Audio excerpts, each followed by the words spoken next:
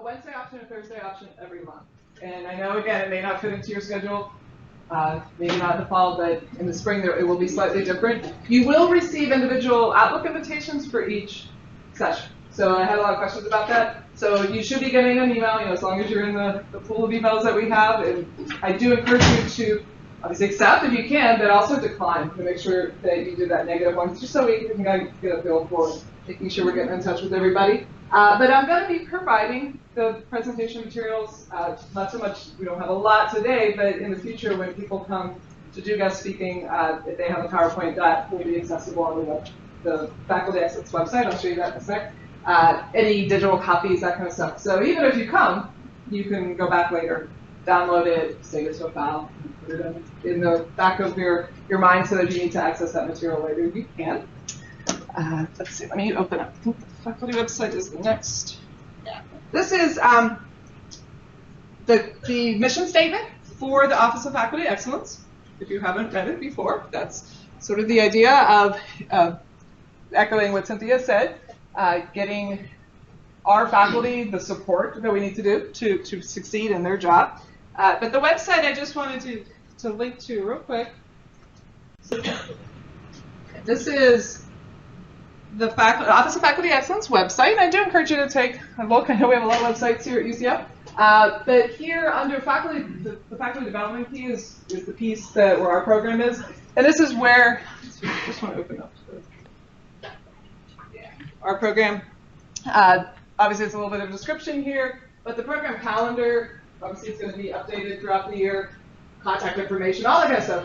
Obviously, you can find this yourselves. But I did want to point out, because I haven't mentioned it before, I know we are going to try to coordinate as best we can sometimes with the Faculty Center or other programming on campus, not to reinvent the wheel. If they're doing a program that in a given month we feel like would be really helpful for the program, we're going to sort of highlight that to see whether or not people would like to attend that as well. We can work out for some scenarios if that can replace coming to one of the sessions that maybe is not as applicable to you, but you go to the Faculty Center one and we can count that as your attendance. So that's something that is coming up. I have to work with him to get the programming, but there's a lot of things going on all over the campus, and sometimes if they're doing something that works for us, that we might as well take advantage of it. But I did want to encourage people to come to as many as they can, because we kind of set this bar of 7 out of the 9 sessions. You document your attendance, and we can present you with a certificate at the end that you can have in your professional dossier, so you can say, I've attended this program. That's kind of you're just kind of scrolling through some of the general topics. You can, at your leisure, take a look at this later, see what some of the topics are in general. And I think the next slide, if you want to go back to the next slide. The fall is a little bit more focused on programming for what UCF does for their students. And that may seem counterintuitive, we're the faculty, but it's actually how to learn about the programs that are helping students so that we can help the students better. The general, that you can see the dates there and the times, the Wednesdays and the Thursday sessions for both fall and spring. So the fall is a little bit more focused on things like, for example, the next one will be having some guest speakers from Students Accessibility Services, which I know every semester I struggle with that, dealing with how can I help my students, what is my responsibility to the student, what is the student's responsibility, and Adam Meyer will be coming to speak about that, and he's very clear, getting us to know what our job is to help those students, and it will make our lives easier. Also, someone from the Office of Student Integrity is going to come to speak, so that's just September's session. Each session in the fall will be kind of focused more on how we can help our students better. In the spring, though, we are going to focus a little bit more on your development and having more information about promotion, the work-life balance, what kind of awards you can find, going through that whole process. And many of you, as experienced actually may have done a lot of this already, and that's where we're going to hope to get some peer evaluation on that. I think. Cool. Okay, so we can flip off that now. Now we're going to, that's my break. We're going to get back to the syllabus in a little bit. Now we're going to have an expert from the Arlon support. This may be a person you may have contacted and said, oh, I don't know what my Webcourses is doing. Why can't I do this? Or why can't I make my students? My name is Janana Costa. I am with Webcourses at UCF Support. I supervise that team, which is a group with the Center for Distributed Learning. So what we do is we provide technical support to faculty, students, and staff. So even if it's somebody's CA, we'll still take their call and walk them through whatever they need to do. So right now what I'm going to do is just give you kind of an introduction to the most basic components of Webcourses at UCF, and also tell you how we can help you while you're teaching courses. And this is relevant to all courses, as Krista said earlier. Even if you're not teaching a mixed mode course or a online course, you'll still be able to utilize Webcourses at UCF in order to supplement or enhance your face-to-face courses. Let's just go to the first slide. So what is Webcourses at UCF? So Webcourses at UCF is what UCF calls our learning management system. So really, no matter which system we're running in the background, we're going to call it Webcourses at UCF support, just so that there's a familiarity and, so we can brand it to look like our own and to match with all of our other systems. So currently we're using Canvas, which is a learning management system created by Instructor. It is an open source LMS solution, which we migrated to in the fall of 2012. And I know that these presentations will be provided to you after this, so I've included some links that will be helpful to you that are relevant to the specific slide. So UCF course modalities. There are many types of courses at UCF. One is a W course, which means that it's completely online and there's no face-to-face attendance required from the students. Mixed mode means that there's reduced seat time and some of the material is only covered in Webcourses at UCF. There's also a video streaming option, which is limited to a couple of departments right now. I know College of Engineering and Business, thank you. So College of Engineering and Computer Science and College of Business are currently using Pravda, and that is kind of an aside because that's a course modality, but we're not really going to talk about that in depth today. And then P courses are face-to-face courses. So these are courses which you will use Webcourses at UCF in order to enhance. So even if your students are coming to class every day, you can assign assignments or take attendance or something like that and report it in Webcourses at UCF. So kind of on the same note, we are going to talk about Webcourses for All. So Webcourses for All is just a UCF initiative that encourages all faculty members to use Webcourses at UCF. So even if you're not using mixed mode, if you're not teaching a mixed mode course or a completely online course, we still encourage you to enhance your course with Webcourses at UCF. So the first thing that you'll want to know regarding your Webcourses is how to create your course. So we've compiled documentation on the semester checklist, and what this is a document that tells you what you're going to do at the beginning of every semester, during every semester, and at the end of every semester in order to make sure that your course is running properly. So that's where you'll go at the beginning of the semester when you kind of need a refresher about how do I create my course. It talks about Faculty Webcourse Manager, which is a tool in the MyUCF portal. And what this tool does is it allows you to create all of the courses in Webcourses as soon as they are assigned to you. So if you're on the class schedule and you're assigned to teach that course, you can go to Faculty Webcourse Manager and have it created. Or if you don't have it created manually, it'll automatically be created 10 days prior to the start of the term. The only time that won't work is if maybe it still says staff because it doesn't belong to you yet, then it won't get created and you'll just go ahead and do that once you have been assigned the course. Course publication. So this is something to keep in mind. There are two things that you have to do before your students will be able to access your course. The first is that you have to set the course start date, which by default is set as the first day of the semester. But if you wanted to roll that back and maybe give them access a week prior, then you could change that course start date. And you also have to go into Webcourses at UCF and publish your course. So until both of those criteria are met, your students won't be able to access your course. We get a lot of questions from students and faculty regarding that, so those are the two things that you have to do. Communication tools. So this is just an overview of the different ways that you might want to use Webcourses at UCF with your students. The first thing is usually that you'll want to send an announcement to your students or maybe send a conversations message to your students.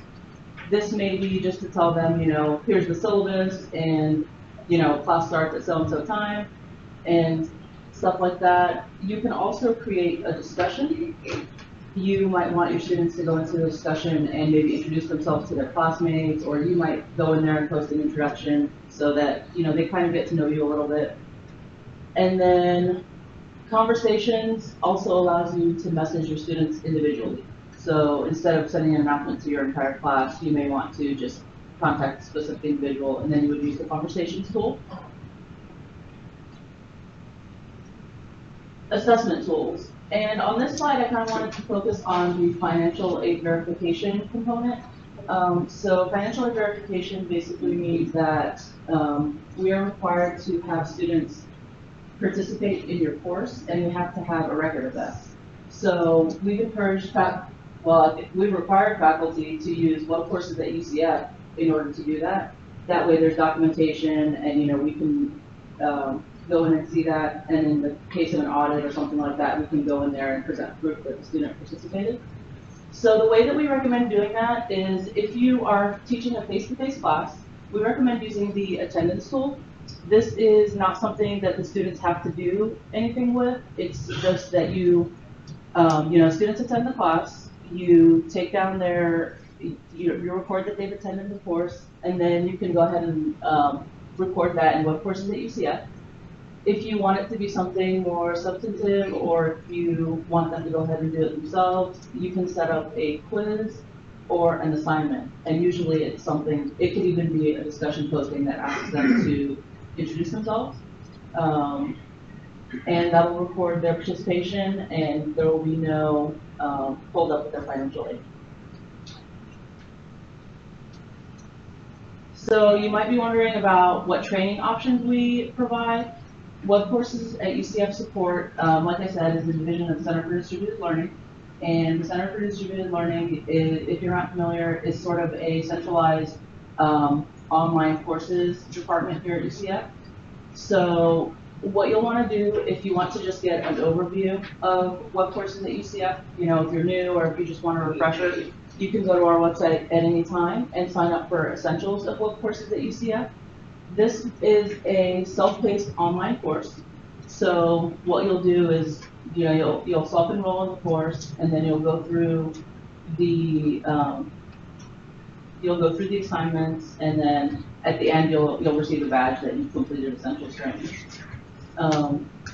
In addition to that, if you were to be assigned a W or an M course, you would be required to take either ADL 5000 or IDL 6543. So ADL 5000 gives you access to deliver a course that has already been created, but not develop your own course. So if there's a course that the department has and they want you to teach it and it already exists online, you could go through ADL 5000 training and then deliver it in a future semester. ADL is also online and self-paced, and you can take that at any time. The next step after that would be IDL 6543. And IDL 6543 certifies you to be able to develop your own online course and then deliver it. So IDL 6543 is offered once a semester, and it contains a face-to-face component. So that'll have to be done, at the beginning of the semester if your department signs you up to take IDL 6543. So like I said, I'm with Webcourses at UCF Support, and I just wanted to give you our contact information because we'll be the ones that you will contact if you need any help. That includes, creating the courses at the beginning of the semester, checking to see if a student, had a technical issue with a quiz, things like that. If you need course development help, we also will help walk you through some how-to steps in order to get things set up the way that you need them set up. And we also offer face-to-face instruction. So if you wanted to walk into our office and bring your laptop and show us, something weird that's happening, or you just want us to help to be there while you do something and you want to make sure that you're doing it right, you can walk in. We're located underneath the library down the spiral staircase. And we also, if you wanted, you could sign up for training and request that we speak to your department. You could request general training, and just what we would do is we would have a lab, make sure everybody was at a computer, kind of take you through the steps that you need to take in order to get started. And in addition to that, we frequently have training sessions throughout campus, and those will be posted on our support website, which is listed right there. I've also included a link to instructors' guides. Those are created and maintained by the creators of the LMS. Most of the time, we try to just link to their documentation, just so that it's up to date, because it does get updated frequently. And because sometimes there's just really nice videos and demos there that, we don't want to go to the trouble of recreating it if it's already there and it looks good. So these are your main places that you'll go if you need support. And, of course, you can call us or email us at any time. And our turnaround time is pretty fast. So if you have anything that you need to ask us, feel free to do that. And I've brought business cards, and I'll leave them here for anybody who needs them. And I think that's it. Now I just wanted to open it up to questions in case there's something that I didn't cover, or there's something you want to hear about more in depth. Yes, ma'am. I had one question about when students have access. If you've kept the date, the first day of class, and you publish, do the students have access in that window of time between those two? No, they don't. So they don't have access until Monday unless you move them forward. Exactly. And so by default, right now, August 22nd is when courses will become available, but you need to publish it first. So if you wanted to make it earlier, you can do that, and then you would also need to publish it before they can access it. I have another trickier question. Okay, sure. I have an undergrad and a graduate theater management class that meet at the same time that I think I missed the critical step when I requested them from last year to be put on the web. And when I built the one for the undergraduate, I didn't realize that I had the graduate students, and now I need to merge them after the fact. Okay. But I don't want to rebuild it a second time, the graduate students. So you do have the option to combine the courses, and if you don't, and that'll be done through the faculty workforce manager. If class starts and you realize, I should have combined these classes and I haven't combined them, what you'll have to do, if it's after that, is contact us. So contact Webcourses at UCF.edu. We'll go ahead and do the combination for you. We'll kind of have to do a manual process and then copy the course, or copy the content over into the combined section. Faculty Workforce Manager doesn't allow you to do it once classes start. So you would just contact us, tell us that you want them combined. We would combine them and then make sure the content is reloaded back into the combination. The only caveat really is that if there is student data, the student data will not be in the newly combined. So this is something that we would do at the beginning of the semester. Those students have already done a bunch of work in the class. We would advise against that. When you say student data, does that mean their names won't be there? That won't have They will be populated into the course, but any assignments they submitted or anything like that would be gone, and their grades would also not move over. So going down the spiral staircase later this morning would be a good idea. Yeah. We'll help you out. Yes, ma'am. So if we change the start date, our course is all ready to go, and it's defaulted to the 22nd, and say we change it to open up tomorrow, it's not going to change anything that we set up in our course. Right. It's not going to have, and it will only change the start date. Okay. And we go through Webcourse Manager. Yes, ma'am. Okay.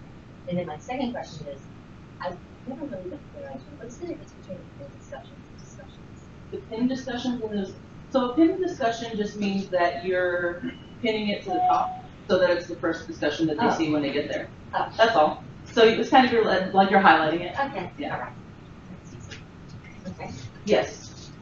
If we have requests for modifications to Webcourses, should we send them to the same online UCF support? You can send them to Webcourses at UCF. Our name changed. We used to be called Online UCF Support, but now there's UCF Online, so we changed our name. So yes, you could send requests for modifications to us, but the only thing is that unless you've gone through IDL 6543, what we'll probably do is just tell you how to do it yourself, because the developing a course and receiving the course development support is only for IDL graduates. I'm thinking, for instance, in terms of a modification to allow us to enter excused absence information in attendance. We can help you do that. Okay. Yeah, we would give you how-to steps over the phone or through email on how to do it. Yes. You offered a tip of using attendance to meet financial aid requirement. Are there any hidden practical tips that I'm unaware of for using that in large classes? There's no tip for using it with large classes. Syllabus quiz. Yeah, if it's a really large class, yeah, you're gonna want to do Not that. the attendance. So don't use the attendance tool unless you want to enter the attendance for all of the students. Oh, I just thought of a tip actually. So what you could do is there is an option to set everybody as having attended. So if you only have a couple of students who didn't attend, you could easily go in and find them and say that they didn't attend. Only I knew where they were. I know, right? Syllabus quiz. Okay, syllabus quiz. Make it their responsibility. Then they have to get on there and do it themselves. Are there any other? Yes. Question, comment. You guys do a great job. Just kudos to your team. Anytime I call and talk to a person, I hang up if I don't leave a I don't leave a message. If I've left it, I have left messages in the past before I go to bed. They do a great job. It's like courses for dummies. They take you through step by step by step. Good job. Thank you very much. We love to hear that. Thank you for sharing that with me. Thank you.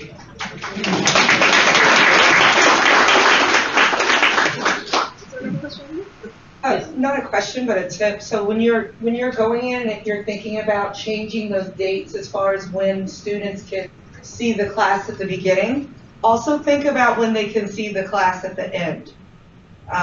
Because right now the default is that button is not checked in Webcourses, which says they cannot participate after the class ends, which means if you're going to take something and copy it from one course into a future course, your spring students still see their spring course and still see all of that material unless you check that box. Yes, that is exactly So the default is that box is not checked, which means it's under settings, the same screen.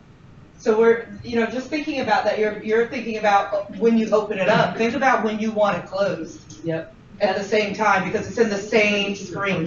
That is a really good tip. Yeah. And what we recommend, if you're going to use, your spring course and then move it over to a fall course because you're teaching the same class with the same material, what we recommend is that you first create your fall course, copy the content into there, and then make your changes in the newly created course. That was a really good point to bring up. Thank you. A lot of people don't have that. So do you suggest that we close it, like I put my closure for okay, so they take their exams on the 7th. I close at the end of the week, the Friday. Should we keep it open any longer? Yeah, so I just went in last night, I was doing mine, so, my final ends on the 9th, so then I did December 17th is when it closes. Okay. That's what I did, Alicia, maybe something different. Yeah, no, I'll just say my other hat that I wear on occasion is our assistant chair, which is that I get all the student comments about how they've been done wrong by a faculty member. So you do also want to keep in mind that you keep it at least until like a week after grades show up. So if they need to get back in to see their syllabus, to see their comments on a paper, or whatever that might be, it saves that trouble of, no, you have to go in and talk to me. Encourage them to refer to the evaluation rubrics in their. Yeah, so you want to be able to direct them to what they should have seen and did. state deletion. The default state right now is 19. So that the box that you check, the date has not back. That's default. And you have to check the box, the default in the box is checked. Under the grades, when I send something to the scoring center and they score it, they see their score based on how many questions they got correct. Is there an easy way to alter that to more correctly represent the number of points they actually have, or is the only way to do that to really export that out into Excel, multiply it by the number of points, and then export it back? I'm not familiar with the text scoring, but I know that it's just imported in. So before it gets imported into Webcourses, I don't really know. But probably. Is there any easy way to change it within Webcourses? Do you know? Not that I'm What are you aware trying of. to change? So like they take a quiz, 5 questions, but it's 20 points. So I would change the number of points each question is worth so that it adds up to 20. Where do I do that? In the quiz itself, there's a place to say how many points of this item were It's like the right-hand corner Okay. of each item. of each question. But Okay, then and it'll then show up out of automatically do a 20. multiplier so that It'll show up out of 20 well. points. So if each question is worth 4 points, then they miss one, it would be out of 16, and they would be 16 out of 20. Okay. Right. So you change the number, then you have to state each question. Yeah. Just 3. This is a physical quiz that I'm giving. I give them an actual quiz, I take it to the scoring center. Oh, then you just have to do a multiplier of interest. If So you're the having, scoring center no, do you that? have to go in. Well, actually, Manually change we it. can ask them to wait your questions out. They can do that? Okay. That's what I can. Thank you, everyone.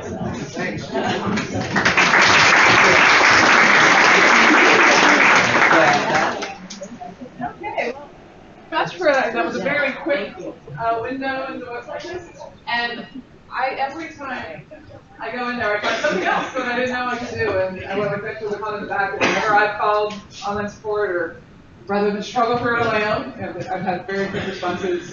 There's so many functions in there that you can use in that. I just discovered SpeedGrader. It saved my life. I never had a small enough class to utilize before, and that was the most amazing thing ever. Message students, who got an A on a test, and I have 900 students. There's no way I can send that message, individually, and they all think I did. I got so many great responses. Like, thank you so much for congratulating me on my exam, and they thought I had this personal connection with them, and I was trying, my goal. So there's so many things you can do, and like I said, if you have any questions, any comments, obviously the links and everything are all on their webpage, but we're going to get, this Wednesday will be up on our faculty excellence. You can refer to it or at least get that contact. But now we're going to kind of switch to talking about syllabus, and we already kind of started talking a little bit about that. I heard somebody say syllabus quiz for their activity. That's what I do for my large 5-1 class. Mainly because I should grab a copy of my syllabus. I have a 13-page syllabus, which is a bear. I think I spend more time on this document than probably anything else I do for my class. I've taught this particular class for the last 5 falls at least, and I'm still making changes. Students always find a way to work around what you thought you said was really clear, and then they managed to read it differently. And so the syllabus, as we all know, is kind of the contract for the class. It's to let the student know what is expected of them, to let you as a professor to give your expectations, and then for them to not surprise you, or act all surprised. 2 months into the semester, I didn't know there was a final. I didn't know I had to go to lab. I didn't know, I had to show up to class to get points. So that's why I make for my large classes everything. I really push myself.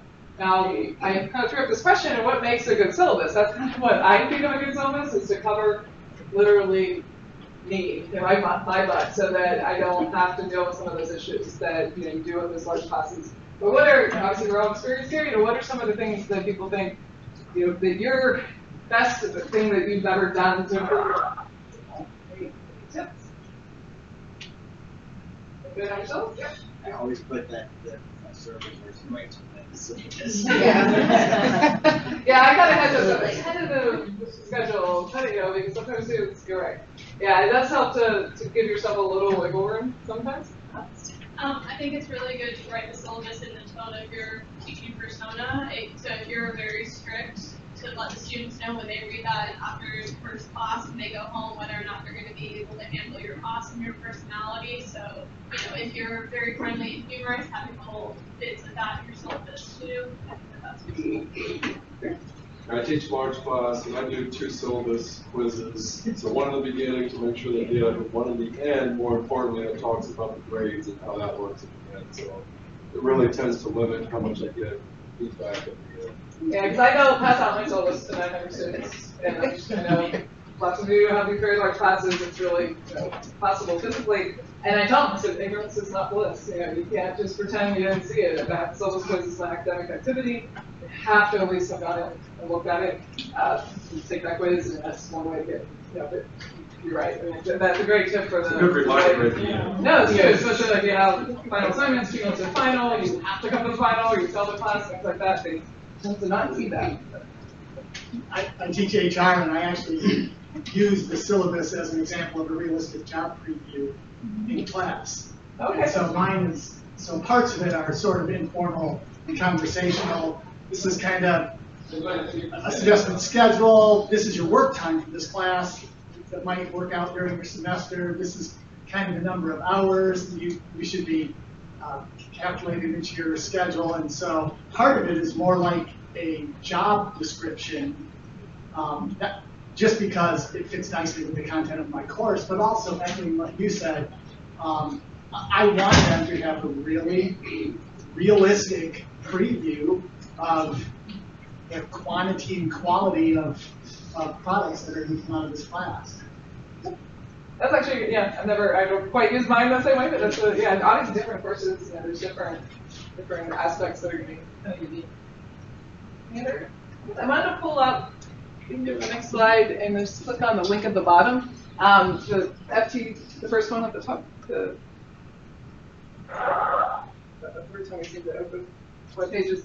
If you have not gone through the Faculty Center's tips on how to write or what to include in your syllabus, this is in the Faculty Center Teaching and Learning's main website. But if you go under the Teaching and Learning window and you can kind of dig your way down, there is a syllabus tab.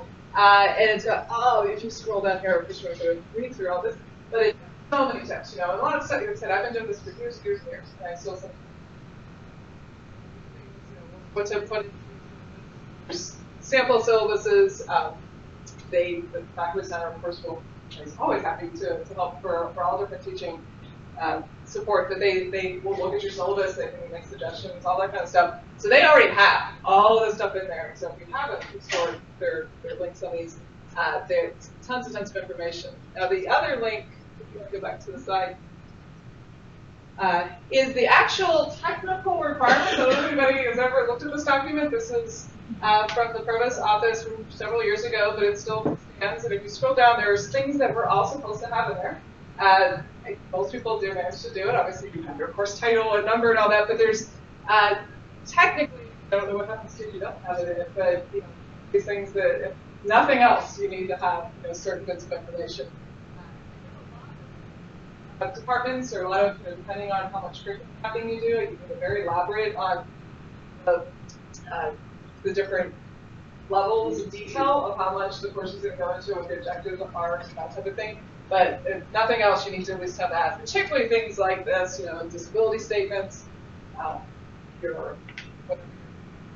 want to address integrity, all those kind of things. You still have, but they would like to see this.